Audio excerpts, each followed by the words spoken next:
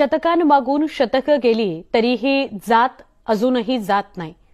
हळदी समारंभामध्ये बाबासाहेबांची गाणी डीजेवर लावली म्हणून दलित कुटुंबाला सरपंचानं मारहाण केली आहे।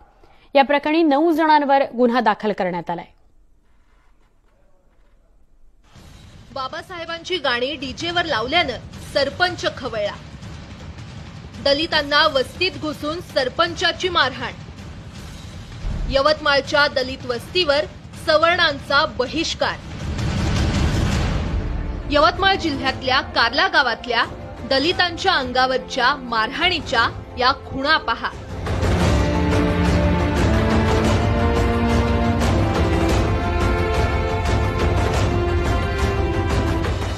या दलित बांधवांचा दोष काय तर त्यांनी डीजेवर बाबासाहेबांची गाणी लावली।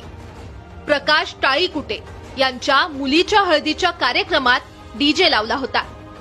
डीजेवर बाबासाहेबांची गाणी लावल्यानं रमेश राठोड खवळला आणि त्यानं कुटुंबाला वस्तीत घुसून मारहाण केली। आमच्या आत्याच्या इथे लग्नाचा कार्यक्रम होता हळदीचा, तिथे डीजे वगैरे लावलेला होता।